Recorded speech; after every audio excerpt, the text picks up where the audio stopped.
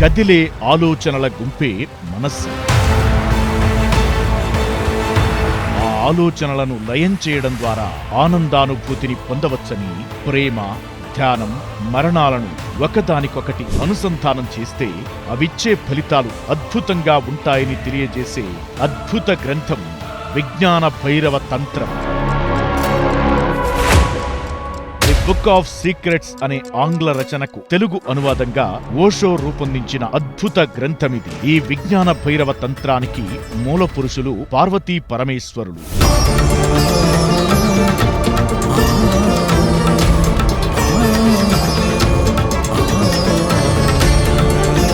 పార్వతీమాత ఈ ప్రకృతిలో ఉన్న జ్ఞానాన్ని తనకు అనుగ్రహించమని పరమేశ్వరుడిని అడిగినప్పుడు ఆయన ఈ భైరవ తంత్రం ద్వారా విజ్ఞాన సారాన్ని ఆమెకందించాడు.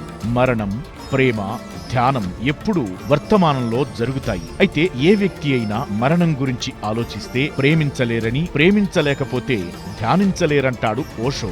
తన గ్రంథం ద్వారా ప్రతి ఒక్కరూ ప్రేమ, ధ్యానం, మరణాలను అనుసంధానిస్తే అద్భుతమైన ఆనందం సొంతమవుతుందని ఓషో వివరించాడు.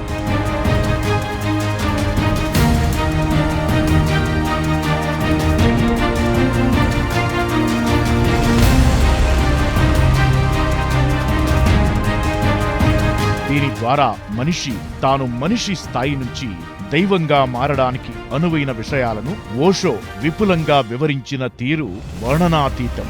ఈ అపురూప గ్రంథ పరిచయమే నేటి గ్రంథాలయం.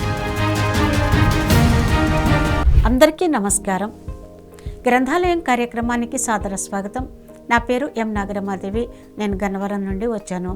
మనం గత కొన్ని ఎపిసోడ్లుగా ఓషో అందించిన విజ్ఞాన భైరవ తంత్ర అనే పుస్తకంలో ఉన్నటువంటి విశేషమైనటువంటి అన్ని విషయాలను మనం తెలుసుకుంటూ వస్తూ ఉన్నాం. మన జీవితాలను పరివర్తించేటువంటి అద్భుతమైనటువంటి విశేషాలను మనం తెలుసుకుంటూ వస్తూ ఉన్నాం. మరి మనం గత ఎపిసోడ్లో ఏం తెలుసుకున్నామో అందులో ఉన్నటువంటి ముఖ్యమైన విషయాలను ఒక్కసారి మనం గుర్తు చేసుకుని తరువాత ఈరోజు మరికొన్ని విశేషాలను మనం తెలుసుకోవటానికి మన ప్రయత్నాన్ని మనం చేద్దాం. గత ఎపిసోడ్లో ఆదాము, ఈవు వీళ్ళు ఈడెన్ ఉద్యానవనంలో ఉండటం జరుగుతుంది. జ్ఞాన వృక్ష ఫలాలను తినటం జరుగుతుంది. అప్పటిదాకా ఉన్నటువంటి అమాయకత్వం తొలుగుతుంది. వీళ్ళల్లో జ్ఞానం అనేది వస్తుంది. ఎప్పుడైతే మనస్సు అనేది ఏర్పడుతుంది, ఆ మనస్సు అనేది ఎప్పుడైతే ఏర్పడిందో వాళ్ళకి అన్ని విషయాలు ఎరుకలోకి వచ్చేస్తాయి. వాళ్ళ నగ్నత్వం వాళ్ళకి తెలుస్తుంది. ఈర్ష్య, అసూయ, ద్వేషం ఈ భావాలన్నీ కూడా వాళ్ళల్లో వచ్చేస్తాయి. ఈ రోజున మరి అటువంటి జ్ఞాన వృక్ష ఫలాలు ప్రతి మానవుడు తీసుకుంటున్నాడు. వేటి ద్వారా అంటే పాఠశాలలు, విద్యాలయాలు, కళాశాలల ద్వారా అని చెప్తున్నాడు. ఆ మనస్సు అనేది ఏర్పడక ముందు ఆ పవిత్రత ఉన్నారు. మనస్సు అనేది ఏర్పడిన తర్వాత వాళ్ళు ఆ పవిత్రతను కోల్పోతున్నారు. అయితే జ్ఞానము తరువాత కూడా వీళ్ళు అమాయకత్వంతో ఉన్నప్పుడు, ఆ ఏకత్వంతో ఉన్నప్పుడు అంటే వాళ్ళు ఆత్మ దర్శులు అయినప్పుడు వీళ్ళు ఆ స్వచ్ఛతతో, ఆ పవిత్రతతో ఉండవచ్చు అని చెప్తున్నాడు. దానికి ఉదాహరణగా ఋషులు వాళ్ళు జ్ఞానాన్ని సంపాదించుకుంటారు, కానీ ఆ అమాయకత్వంలో, ఆ పవిత్రతలో వాళ్ళు ఉంటారు అనేటువంటి విషయాన్ని మనం తెలుసుకుని ఉన్నాం. కన్ఫ్యూషియస్ లావోట్సు దగ్గరికి వస్తాడు. ఆ కన్ఫ్యూషియస్ మానవాళిలో ఉన్నటువంటి మనస్సులకు ప్రతినిధి అంటారు. ఏది మంచి, ఏది చెడు, ఎలా నేర్పాలి, ఏది పవిత్రత, ఏది అపవిత్రత, నేను ప్రజల్ని ఎలా సరైనటువంటి మార్గంలో పెట్టాలి అని లావోట్సుని అడుగుతాడు. అప్పుడు లావోట్సు, నీవెవరివి వాళ్ళని సరైనటువంటి మార్గంలో పెట్టడానికి, నీవేమి చేయగల, ప్రకృతే చూసుకుంటుంది అని చెప్తాడు. కన్ఫ్యూషియస్ అర్థం చేసుకోలేకపోతాడు. సత్య ప్రకాశం జరుగుతుంది అని చెప్పిన దాన్ని, లావోట్సు చెప్పిన దాన్ని అర్థం చేసుకోలేకపోతాడు. అతడు ఒక గందరగోళంలో పడిపోతాడు. ఆ మనిషి దగ్గరికే తన శిష్యుల్ని ఎవరిని వెళ్ళవద్దంటాడు. లావోట్సు ఇక్కడ పగలబడి నవ్వుకుంటాడు. కారణం అతను తనని అర్థం చేసుకోలేదు. ఒక తాంత్రిక ఋషిని అర్థం చేసుకోవటం తేలిక కాదు అని చెప్తాడు. పరిణామం ఎప్పుడూ ఉంటుంది సృష్టిలో. పసివాడు యువకుడుగా మారుతాడు, యువకుడు వృద్ధుడుగా మారుతాడు, వృద్ధుడు జన్మ ముగించుకుంటాడు, మళ్ళీ జన్మ వస్తుంది. ఈ పరిణామ క్రమం ఉంటుంది. ఆ కాగా మారుతూనే ఉంటుంది, ఆ కాలోకి కదులుతూనే ఉంటుంది. ఇదే విశ్వరహస్యము అనేటువంటి విషయాలను అక్కడ మనం తెలుసుకుని ఉన్నాం. ఇక ఏది నిశ్శబ్దం అనేటువంటి అంశాన్ని మనం ఇప్పుడు చెప్పుకుందాం. ఇప్పుడు నిశ్శబ్దం అంటే ఏం చెప్తున్నాడంటే ఐన్స్టీన్ 2 సమరాల మధ్యలో, అంటే ఒక యుద్ధం జరిగింది, మళ్ళీ ఇంకో యుద్ధం జరగబోతుంది, ఈ రెండింటి మధ్యలో ఉండేది ఒక శాంతి అని అనుకుంటున్నారు, కానీ అది నిజంగా శాంతి కాదు. అట్లాగే ద్వితీయ ప్రపంచ సంగ్రామం తర్వాత, అంటే 2వ ప్రపంచ యుద్ధం తర్వాత రష్యా అమెరికాల మధ్య ప్రచ్ఛన్న యుద్ధం మొదలైంది. వాళ్ళు శాంతిలో లేరు. మళ్ళీ సంగ్రామానికి, అంటే మళ్ళీ యుద్ధానికి వాళ్ళకి కొంత సమయం కావాలి, అంటే విరామం కావాలి. ప్రచ్ఛన్న యుద్ధాలు 2 యుద్ధాల వ్యవధిలో మాత్రమే సంభవించగలుగుతుంది. అంటే యుద్ధం కొంతకాలం సాగింది, మళ్ళీ యుద్ధం జరుగుతుంది, ఆ యుద్ధాన్నే కొనసాగిస్తూనే ఉండలేరు. అంటే ఈ యుద్ధానికి తర్వాత జరగబోయే యుద్ధానికి మధ్య ఉన్నది శాంతి కాదు అని మనకి చెప్తున్నారన్నమాట. ఏమిటి నిశ్శబ్దం? మళ్ళీ అదే ప్రశ్న అడుగుతున్నాడు.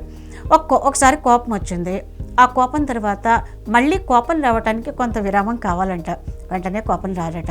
ఒక స్త్రీ పురుషుల కలయిక ఉంటుంది, ఆ సంగమం ఉంటుంది, ఆ సంగమం తర్వాత మళ్ళీ సంగమించటానికి మళ్ళీ మధ్యలో వ్యవధి అవసరము, అది విరామం ఉంటుందే తప్ప అంతకంటే అది బ్రహ్మచర్యం కాదు అని చెప్తున్నారు. అట్లాగే మధ్యాహ్నం భోజనం చేశారు, రాత్రికి మళ్ళీ భోజనం చేస్తున్నారు. ఈ 2 భోజనాల మధ్యలో ఉన్నది ఉపవాసం కాదు. మధ్యాహ్నం భోజనం చేశారు లేదా మళ్ళీ రేపు మధ్యాహ్నం భోజనం చేశారు అనుకున్నా, ఈ భోజనానికి మధ్యలో ఉన్నది ఉపవాసము కాదు. మళ్ళీ తినడానికి, మళ్ళీ భోజనం చేయడానికి మీరు మధ్యలో తీసుకుంటూ ఉన్నటువంటి విరామమే తప్ప, ఒక సన్నాహక కార్యక్రమమే తప్ప, అంటే మళ్ళీ తినటానికి మిమ్మల్ని మీరు సన్నద్ధం చేసుకుంటున్నారే తప్ప అది ఉపవాసము కాదు, ఫాస్టింగ్ కాదు అని మనకి తెలియజేస్తూ ఉన్నారు. అట్లాగే మనం ఎప్పుడు నిశ్శబ్దంగా ఉన్నా కూడా అది 2 కోపాల మధ్యలోనే ఆ నిశ్శబ్దం ఉంటుంది అని చెప్తున్నాడు. అట్లాగే సౌఖ్యంగా ఉన్నప్పుడు, చాలా సుఖంగా ఉన్నాను అని అనుకుంటాడు కదా, అది కూడా 2 ఉద్వేగాల మధ్యలో బాగా బాగా బాగా వచ్చినటువంటి ఆ కోపం యొక్క తారాస్థాయిని అందుకున్న తర్వాత మళ్ళీ అటువంటి స్థితిని పొందటానికి మధ్యలో వచ్చేటువంటి విరామము అది శాంతి కాదు. అట్లాగే మనం ప్రేమిస్తూ ఉన్నప్పుడు కూడా ప్రేమిస్తూ ఉంటాడు, అది కూడా 2 ద్వేషాల మధ్యలో ఉన్నటువంటిదే తప్ప అది శాంతి కాదు. అట్లాగే ఈ కామం అదృశ్యం ఎప్పుడైతే ఉంటుందో అప్పుడు బ్రహ్మచర్యం కూడా అదృశ్యమైపోయి ఉంటుంది. అంటే ఇక్కడ ఈ విరామాలు ఉంటున్నాయి, కానీ ఇప్పుడు పూర్తిగా తొలగటం అనేటువంటి విషయాన్ని మనకి తెలియచేస్తూ వస్తున్నాడు. మీరు కేవలం మీకు తెలుసున్న ద్వంద్వత్వాలను మాత్రమే మీరు ఊహించుకుంటున్నారు, కానీ బుద్ధుడిలో మీరు ఒక విభిన్నమైనటువంటి వ్యక్తిని మీరు చూస్తారు. అతని యొక్క ఉనికి, ఆ జీవుడి యొక్క ఉనికి విభిన్నంగా ఉంటుంది. మీరు కేవలం మీకు తెలిసి ఉన్నటువంటి ఈ ద్వంద్వత్వాలను మాత్రమే మీరు ఊహ చేసుకుంటూ ఉంటున్నారన్నమాట. అంచేత ఆ ద్వంద్వత్వాల నుండి మనం బయటికి రావాల్సినటువంటి అవసరం ఉంది. యావత్ శక్తి అంతా కూడా ఒక విభిన్న తలంలోకి వచ్చి చేరిపోయి ఉంది. ఇప్పుడు పంకం గురించి మనం చెప్పుకున్నాం. తామర బురదలో ఉంటుంది, ఆ బురదలోంచే ఆ తామర పువ్వు వికసించింది అని మనం చెప్పుకున్నాం కదా. పద్మంలోంచి ఆ బురద బహిష్కరింపబడలేదు, అంటే పద్మం పైకి వచ్చింది, వికసించింది, కానీ ఆ బురద నుంచి విడివడలేదు, ఆ బురద లోపలే ఉన్నది. పద్మము పైకి వికసించే ఉంది, అద్భుతంగా ఉంది. ఆ వికసించడానికి కారణం లోపల బురద. ఆ బురదకి ఆ పద్మానికి భిన్నత్వం లేదు. ఆ తామర పువ్వు బురదతో కలిసే ఉంది, కానీ ఆ బురద అంతర్లీనంగా ఉంది, కనిపించకుండా ఉంది, నీళ్ల లోపల ఉంది, కానీ దానికి ఆ భిన్నత్వం లేదు. అట్లాగే ఇక్కడ మీలో ఉన్నటువంటి అన్ని శక్తులు కూడా తంత్రంలో అంగీకరించబడతాయి అని చెప్తున్నాడు అన్నమాట. అంటే స్వీకరించేందుకు ముందు వాటిని స్వీకరించాలి, తిరస్కరించకూడదు. అంటే బురద, తామర పువ్వు 2 చెప్తున్నాడు. ఆ బురద లోపలే ఉంది, తామర వికసించి ఉంది, అందంగా ఉంది, అద్భుతంగా ఉంది అంటే మన లోపల కూడా ఈ భావాలన్నీ ఉన్నాయి. కానీ మనం పరివర్తితం కావాలి. కానీ అవి లోపల ఉంటాయి, ఆ లోపల ఉండకుండా పూర్తిగా తొలగింపబడవు. ఓకే, కాబట్టి కోపం రోజులో చాలాసార్లు వస్తుంది. ఆ కోపం రోజులో చాలాసార్లు వచ్చినప్పుడు ఆ కోపంలో ఉంటాడు. అరే నేను కోపంలో ఉన్నాను అని అనుకుని మళ్ళీ ఆ కోపాన్ని పరివర్తించుకుంటాడు, మార్చుకుంటాడు. మళ్ళీ ఏం జరుగుతుంది, ఆ కోపం ఇంకొక దిశలోకి మారి మళ్ళీ అదే కోపం పరివర్తితం అవుతూ ఉంటుంది. నేను కోపాన్న నాకు అంత కోపం వచ్చిందా అని అంటాడు. మళ్ళీ ఆ కోపం అడిగినట్లుగా ఉంటుంది, మళ్ళీ మరోసారి వస్తుంది. కానీ ఇక్కడ ఏం చెప్తోంది తంత్రం అంటే, నువ్వు కోపాన్ని తిరస్కరించకూడదు, కోపాన్ని స్వీకరించాలి. ఇదే అతి పెద్ద కష్టము. జన్మాంతరాలుగా మనం వాటిని తిరస్కరిస్తూ వస్తున్నాము. మంచి చెడు అనేటువంటి ఆ ద్వంద్వత్వాలని గురించి మనం చెప్పుకున్నాం. ఆ చెడు నుంచి మంచిలోకి రావాలి అని. కానీ ఇక్కడ యథాతథంగా ఉన్నటువంటి విషయాన్ని నీవు గ్రహించుకో, నీవు స్వీకరించు. ఆ స్వీకరించినప్పుడే నీవు దాన్ని పరివర్తించుకోగలవు. అలా స్వీకరించకుండా మనం ఎన్ని జన్మల్ని గడిపినా అది నీలో ఆ పంకము అంటే బురద, ఆ తామర పువ్వు ఎలాగైతే ఉంటుందో ఆ బురద అలాగే ఉంటుంది. కాబట్టి మీరు కోపంతో, స్వార్థంతో మీరు స్వీకరించకుండానే ఉంటున్నారు. ఇది జిత్తుల మారి మనస్సు చేస్తూ ఉన్నటువంటి పని అని మనకు చెప్తున్నారు. ఇప్పుడు ఒక విద్యుత్ దీపం ఉంది. ఇక్కడ ఆ దీపాన్ని వెలిగించుకోవటానికి మనం ఒక ట్యూబ్ లైట్ అని చెప్పుకుందాం. ఆ ట్యూబ్ లైట్ని మనం వెలిగించుకోవాలంటే ఆన్ చేయాలి, అంటే స్విచ్ ఆన్ చేయాలి. ఆర్పేసుకోవాలంటే ఆ స్విచ్ని ఆపేస్తున్నాం. అక్కడ విద్యుత్తు ఆ బల్బు ఉన్నప్పుడే మీరు ఇక్కడ స్విచ్ని ఆన్ చేసినా, ఆ స్విచ్ని ఆపినా వెలుగుతోంది, ఆరుతోంది. అక్కడ విద్యుత్తే లేకపోతే ఇక్కడ మీరు వెలిగించను లేరు, మీరు ఆర్పను లేరు కదా. అట్లాగే అక్కడ విద్యుత్తు ప్రవాహం నిరంతరంగా ఉన్నప్పుడు మాత్రమే మీరు ఆ పని చేయగలుగుతారు. అట్లాగే మన లోపల ఆ కోప ప్రవాహం ఉంటుంది, ఆ కోరికల యొక్క ప్రవాహం ఉంటుంది, అసూయ ప్రవాహం ఉంటుంది, ద్వేషం యొక్క ప్రవాహం ఉంటుంది, స్వార్థం యొక్క ప్రవాహం ఉంటుంది. ఇవన్నీ అక్కడే ఉంటాయి. కానీ ఎందాక మనం ఆ ట్యూబ్ లైట్ని నీవు వేసుకుని కావాలి అనుకున్నప్పుడు వేసుకుని, అక్కర్లేదు అనుకున్నప్పుడు నువ్వు ఎలాగైతే ఆర్పేసుకుంటూ వస్తున్నావో అట్లాగే నీ కోపాన్ని అవసరమైనప్పుడు వెలిగించుకోవాలి, అంటే తెచ్చుకోవాలి. అవసరం లేనప్పుడు ఆర్పేసుకోగలగాలి. ఈర్ష్య వచ్చింది, అవసరం వచ్చినప్పుడు తెచ్చుకోవాలి, అవసరం లేనప్పుడు తొలగించుకోవాలి. ఈర్ష్య రాకూడదు. ఇలా ప్రతి ఒక్కదాన్ని కూడా మన లోపల అంతర్గతంగా ఉంటాయి. ఆ ఉన్న వాటిని మీరు స్వీకరించడం అనేది జరగాలి. అంటే పరిస్థితులకు అనుగుణంగా మీరు లోపల సమానంగానే ఉంటారు. కానీ జిత్తుల మారి మనస్సే మనకి ఈ విధ్వంసాలను అన్నింటినీ కూడా మనకు కలుగు చేస్తూ ఉంటుంది. స్వీకరించటం అంటే అది కోపం ఒక కార్యం కాదు, అంతకంటే ఎక్కువగా ఆ కోపమే మీరుగా అయిపోవాలి. అట్లాగే కోరిక అనేది ఒక కార్యం కాదు, మీరే ఆ కోరికగా మారిపోవాలి. అసూయ అనేది ఒక కార్యంగా కాదు, ఆ అసూయే మీరుగా మారిపోవాలి. అంటే దీన్ని స్వీకరించటం అంటే మీ వ్యక్తిత్వ స్వరూప బింబాన్ని వదిలిపారేయడమే.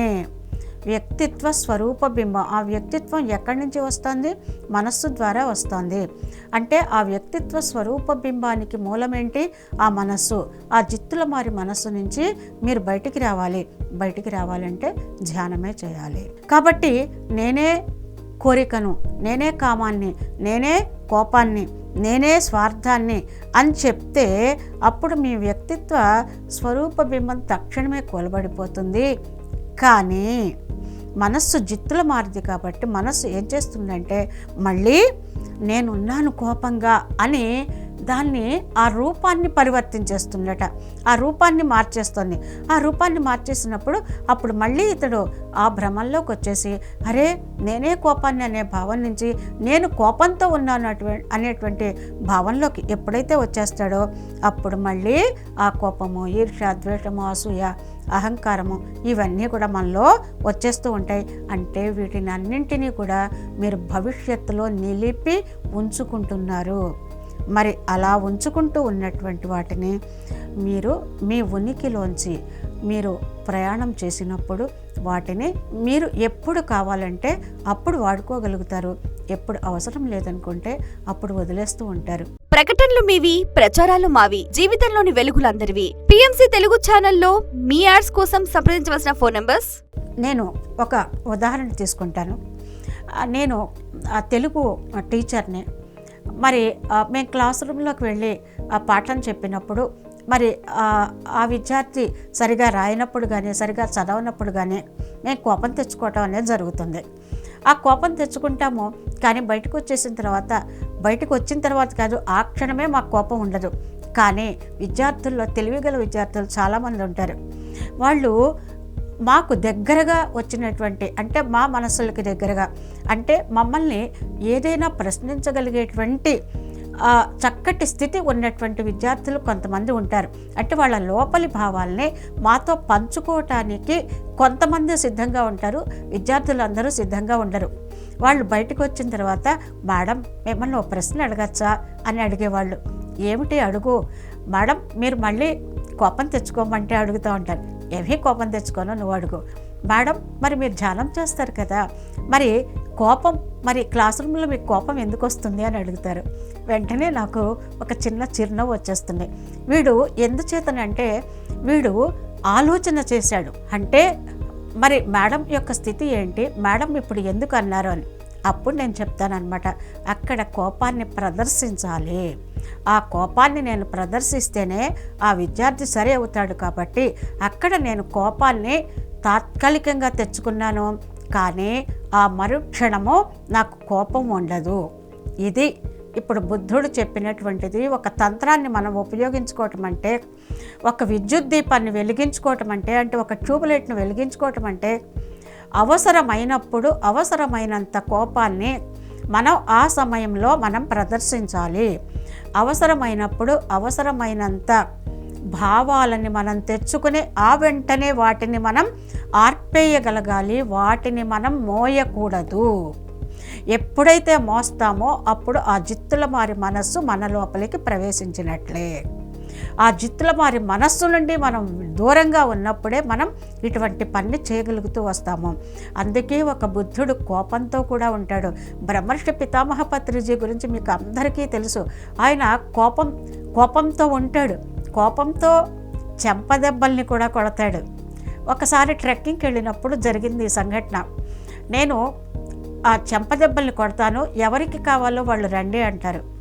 అప్పుడు ఒక వ్యక్తి వచ్చి కూర్చుంటాడు, చెంపలు పగలగొట్టేస్తారు. కానీ ఆ క్షణం మాత్రమే ఆ పని చేశాడు ఆయన. ఆ మరుక్షణమే ఆ వ్యక్తి పట్ల ఎటువంటి భావన లేనటువంటి స్థితుల్లో ఆయన ఉండటం జరుగుతుంది.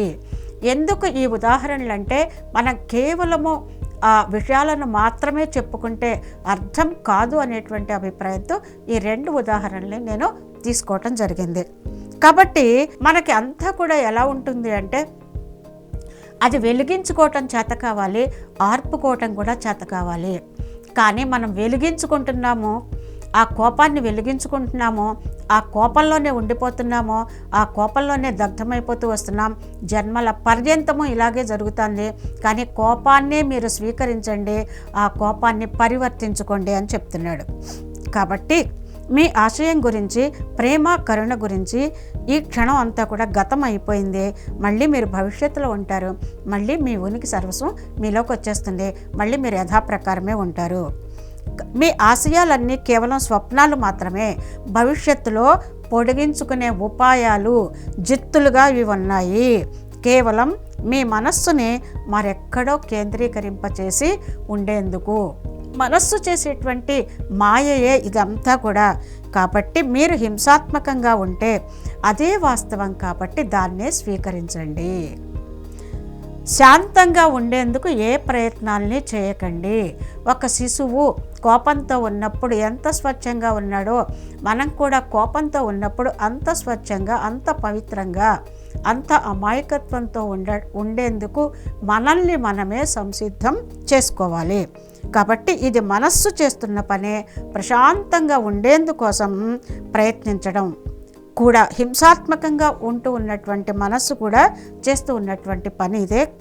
ప్రశాంతంగా ఉండాలన్న పనినే చేస్తున్న మీరు అన్ని రకాల హింసలను ప్రయోగిస్తూ ఉంటారు. అందువల్ల ఏం చేస్తారంటే శాంతి కాముకులు, అంటే శాంతి కావాలి అనుకుని కోరుకునేటువంటి వాళ్ళు ఉంటారు కదా, వీళ్ళు ఏం చేస్తారంటే వీళ్ళు ఇతరుల పట్ల హింసాత్మకంగా ఉండరు, కానీ తమ పట్ల తాము హింసాత్మకంగా ఉంటారు. శాంతి కాముకులు వీళ్ళు ఉద్యమకారులు అంటాం. వీళ్ళు శాంతినే కోరుకుంటారు, శాంతినే ప్రచారం చేస్తారు, అందరికీ శాంతినే బోధిస్తూ ఉంటారు, శాంతిలోనే ఉంటూ ఉంటారు అని మనం అనుకుంటాం. ఇతరుల పట్ల శాంతితో ఉంటారు, కానీ తమ పట్ల తాము శాంతి కాముకులుగా ఉండలేకపోతున్నారు. ఇది ఒక ముఖ్యమైనటువంటి విషయం అన్నమాట. వాళ్ళు ఎంత రౌద్రంగా తయారవుతారో అంత ఈ ప్రాపంచిక జీవితంలో అంత ముఖ్యులవుతారు అని చెప్తాడు. ఆత్మహత్యా ప్రవృత్తి వాళ్ళల్లో బలీయం అయిపోయిన తర్వాత సంఘం వారిని ఋషులు, దార్శనికులు అని అంటూ ఉంటుందంటారు. అంటే ఇతరుల పట్ల మనం హింసాత్మకంగా ప్రవర్తిస్తే సంఘం అధిక్షేపించినా కూడా చట్టం, న్యాయస్థానాలు సహాయాలు చేయగలుగుతాయి. అంటే ఇతరుల పట్ల మనం హింసాత్మకంగా ఉంటే, మనం ఏదైనా చర్య చేస్తే అప్పుడు ఏం చేస్తాయి, మనకి చట్టాలు, న్యాయాలు ఉన్నాయి కదా. ఇతరులు మన పట్ల చేసినా, మనం ఇతరుల పట్ల చేసినా అక్కడ చట్టం ఉంటుంది, న్యాయాలు ఉంటాయి. అవి మనకి ఏ విధంగా ఉండాలి అనేది మనకు తెలియచేస్తాయి. కానీ నా పట్ల నేను హింసాత్మకంగా ఉంటే, నా పట్ల నేను హింసా ప్రవృత్తితో ఉంటే, నా పట్ల నేను ఈర్ష్యతో ఉంటే, నా పట్ల నేను అసూయతో ఉంటే, ఇది కూడా జరుగుతూనే ఉంటుంది. మన కన్నే మనకి శత్రువు అవుతుంది ఒక్కోసారి. మీరు తినేటువంటి ఆహార పదార్థాల మీద మీరే ఓహో నేను ఎంత తింటున్నానా అనేటువంటి ఒక్క చిన్న ఆలోచన వస్తే మీకు అజీర్ణమే అవుతుంది. అంటే అక్కడ మీకు జీర్ణము కాదు, ఇది మీ చూపే, ఇతరుల చూపు కాదు. అట్లాగే మీ లోపల వచ్చేటువంటి భావం, మీరు విన్నదే మీరే దాన్ని ఆ లోపలికి స్వీకరించుకోవటం వల్ల మీరే దాని యొక్క స్థితిని మీరే అనుభవిస్తూ వస్తారు. తమ పట్ల తాము హింసాత్మకంగా ఉండేవాళ్ళు కోకొల్లలుగా ఉన్నారు. మరి ఆ హింసాత్మకంగా ఉండటం నుంచి వాళ్ళు బయటికి రావాలి. కానీ వాళ్ళు ఏమనుకుంటున్నారంటే మేము శాంతి కాముకులం అనేటువంటి భ్రమల్లో చిక్కుకుంటున్నారు. తన స్వీయ శోధన అనేది అక్కడ ఉండట్లేదు. ఆ స్వీయ శోధన అనేది లేకపోయినప్పుడు నీవు బయట నుంచి ఎన్ని విన్నా, ఆ బయట నుంచి ఎన్ని విషయాలను నీవు తీసుకున్నా అదంతా కూడా వ్యర్థమే అవుతుంది తప్ప అక్కడ నిన్ను నీవు మార్చుకోలేవు. కాబట్టి స్వీయ శోధన అనేది అవసరం. తమ పట్ల తాము కోపంతో ఉన్నారా అంటే అతని యొక్క జీవితంలో అతని యొక్క పరిస్థితుల పట్ల అతను కోపంగా ఉన్నాడా, ఆ కోపంతో ఎందుకున్నాను అనేది అతను తనని తాను పరిశీలించుకుని తనను తాను పరివర్తించుకోవాలే తప్ప ఇక్కడ ఇతరులు సహాయం చేయలేరు. నా లోపల ఏ భావాలు ఉన్నాయో మీకు ఎలా తెలుస్తుంది? నా లోపల ఉన్నటువంటి భావాలు, నా లోపల ఉన్నటువంటి సంఘర్షణ, నా లోపల ఉన్నటువంటి సకల వ్యవహారాలు నాకు మాత్రమే తెలుస్తాయి, ఇతరులకు తెలియవు. మరి నేను వ్యక్తీకరించినప్పుడే ఇతరులు ఎవరైనా మనకు సహాయం చేయగలుగుతారు తప్ప మనం ఇతరులకు వ్యక్తీకరించినప్పుడు ఇతరులు మనకు సహాయం చేయలేరు. అంటే బయట చేసేటువంటి పనుల పట్ల, మనకి బయట చేసేటువంటి అనేక కార్యక్రమాల పట్ల మనం తప్పు చేసినా, ఇతరులు తప్పు చేసినా న్యాయస్థానాలు ఉన్నాయి, చట్టాలు ఉన్నాయి, అవి సహాయం చేస్తాయి. కానీ నా లోపల నేను హింసించుకోవటం ప్రారంభించినప్పుడు నేను మళ్ళీ జన్మల్లో వెనక్కి వెళ్ళిపోవటం జరుగుతుంది. పురోగమనం అనేదే ఉండదు. కాబట్టి మనల్ని మనం సంస్కరించుకుంటూ ఉండాలి. ఈ చెప్పిన అన్ని విషయాల నుంచి మనం ఎలా నేను ఎరుకతో ఉండాలి, నన్ను నేను ఆ కేంద్రంలోకి ఎలా చేర్చుకోవాలి, మరి నా పట్ల నేను ఎలా ఉండాలి, నా పట్ల నేను నా స్వవిషయాల పట్ల నేను ఎలా ఉంటున్నాను. మనస్సే జిత్తుల మారి, కాబట్టి మనస్సు మభ్యపెడుతూ ఉంటే వాటి నుంచి మనల్ని మనం రక్షించుకునేటువంటి మార్గాల్ని మనం చూసుకోవాలి. దానికి ధ్యానమే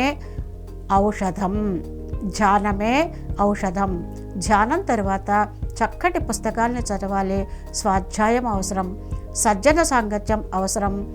ప్రతిరోజు 1 గంట ధ్యానము, 1 గంట స్వాధ్యాయము, 1 గంట సజ్జన సాంగత్యము ఉంటేనే తప్ప మానవుడు తనని తాను ఉద్ధరించుకోలేడు.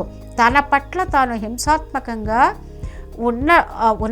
ఉన్నాను అని గుర్తించుకోవటం మొదటి మెట్టు. ఉన్న తర్వాత దాన్ని పరివర్తించుకునేందుకు చెయ్యటం రెండవ మెట్టు.